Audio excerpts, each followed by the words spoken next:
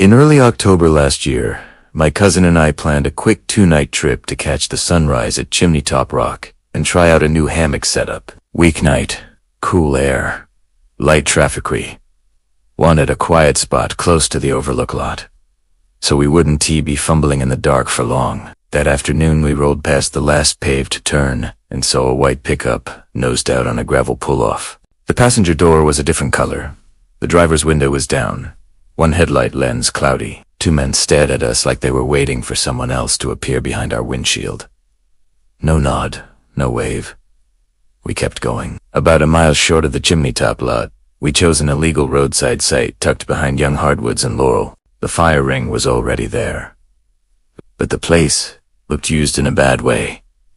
Piles of broken glass, a cutting board half burned. We cleaned up what we could, strung our hammocks 12 feet apart, pitched the flies low, and stashed the cooler under the bumper. I lashed our food tote with cord and clipped bear spray to my hip belt. Dinner was ramen and jerky.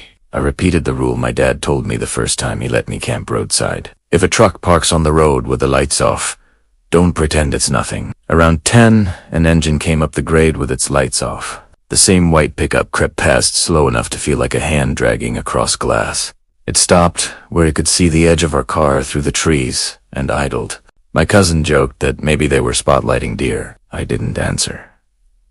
The truck finally eased away and the sound faded into the dark. The quiet was so deep, it felt wrong. We decided to walk the spur to preview the trail to the overlook, better than just sitting and wondering if the truck would come back. With headlamps low, we moved quietly, turned back at the last bend before the lot, and returned about 35 minutes later. Near camp, in a damp patch where we had stepped before, I saw our outbound prints. Over one of my cousin's steps was a new footprint. Deeper heel, different tread, angled toward our site. I looked upslope. Nothing moved. Then a clean whistle cut the silence, followed by 3 sharp clacks of stone on stone. I knew that was meant to be heard. When we reached camp, it was already wrong. The cooler lid hung open. The cutting board we'd set on a rock had been moved. The small kitchen knife we'd left there was gone. A bright orange cord was tied across the path to our hammocks at shoulder height, tight new knots.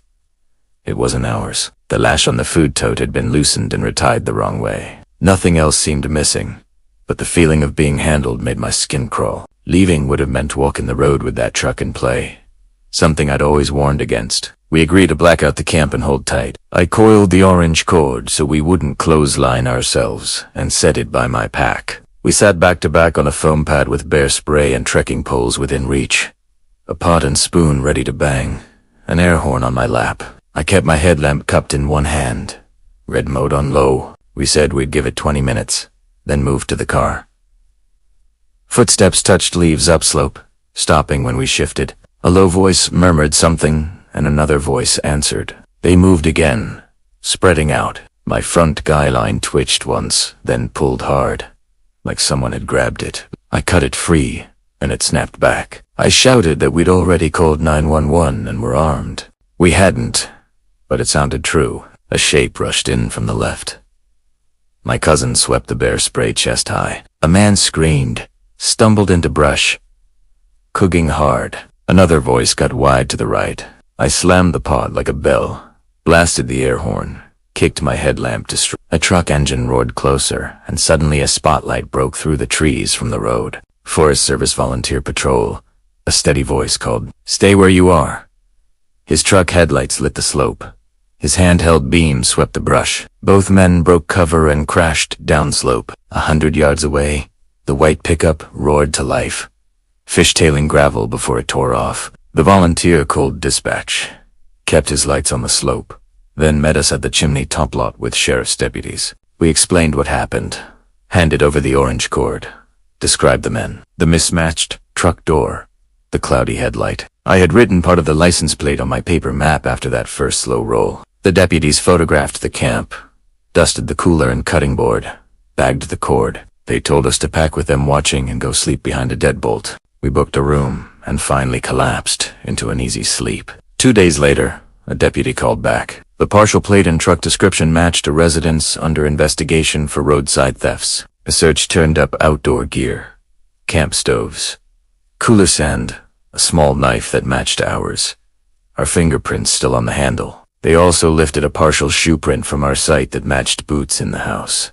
One man was arrested immediately, the other later. They were charged with theft and attempted assault because the volunteers showed up, because we wrote down what we could, because we were ready to make noise and stand our ground. Those men left empty-handed. The county got suspects, and charges stuck. Extra night patrols were added along Chimney Top Road. I don't tell this to argue about what we should have done. We could have left earlier. We could have slept in the car. We chose to hold, and that time it worked. What matters is simple. Those pull-offs near the overlooks are not safe bubbles. People cruise them looking for easy targets. If you camp roadside, keep a noisemaker ready. Keep bear spray where your hand can find it in the dark. If a truck rolls by with its lights off, write down what you can on paper. And if you find a new cord tied across your camp at shoulder height, know exactly what that means. I still hike the gorge. I still love watching first light hit the sandstone cliffs. I just don't pretend the quiet means I'm alone. Thanks for watching this episode. We produce these videos in partnership with a media company whose mission is to tell important stories that matter to our community. Their team of filmmakers are some of the best in the business. And together we were able to bring you stories like this one that might not otherwise be told. This is my channel. I'll see you next time. 4 weeks after the Chimney Top incident, I told myself it was over. The arrests had been made. The stolen gear recovered. The knife identified. We were lucky, I thought. We escaped with only a story and a scar of unease.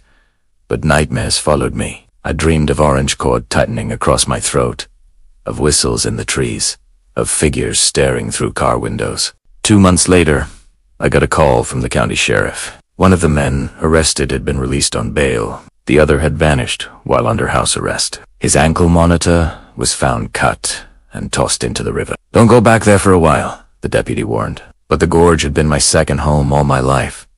I couldn't just give it up. One cold evening in January, I drove back alone. Primera told. No one. I wanted to face the fear, to reclaim those woods.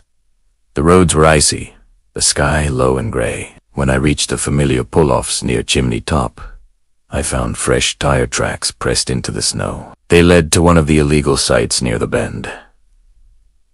My stomach knotted. I parked farther down and walked in on foot. The fire ring was still there. Beside it, half buried in frost, was something new. A rope coiled neatly, the end tied into a noose. Next to it lay a Polaroid photo. My car, parked on the shoulder. The photo couldn't have been more than an hour old.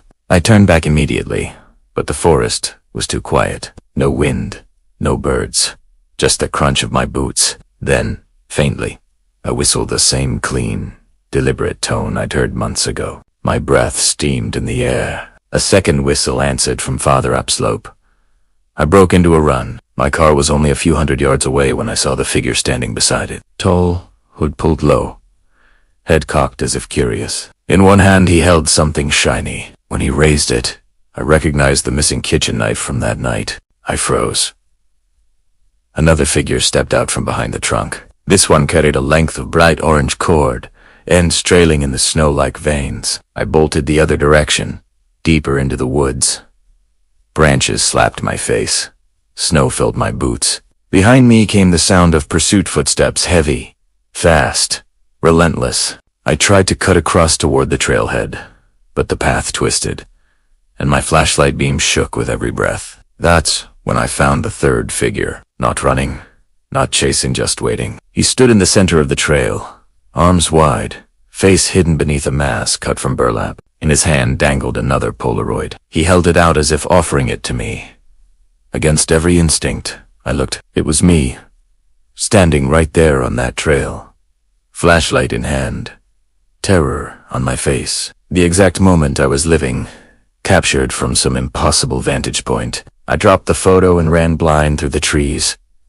Somewhere in the dark, a woman screamed. It was high and piercing, but the sound cut off so suddenly it felt torn from the air. My blood turned to ice. I don't remember how I escaped. I recalled crashing through brush, sliding down a ravine, scraping my palms raw. By some miracle, I stumbled onto the road half a mile from where I'd parked. My car was gone. Only footprints in the snow remained, leading back toward Chimney Top. The sheriff's office found nothing when I called. No rope, no Polaroids, no footprints. My car was recovered 3 days later, abandoned in a grocery lot 40 miles away. The interior smelled of smoke. On the passenger seat was a single object. That same orange cord, tied in a noose. I haven't gone back since, but last week a package arrived at my door with no return address. Inside was a fresh Polaroid. It showed me standing at my own window, taken from outside at night. They're still out there, watching, waiting.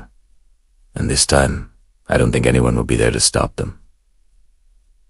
Thank you for watching. I'm the host. For Messed Up Origins, I bring you messed up mysteries. If you want to hear the rest when it comes end, trust me, there will be more. Make sure to subscribe to the channel. Some stories don't end when you think they do.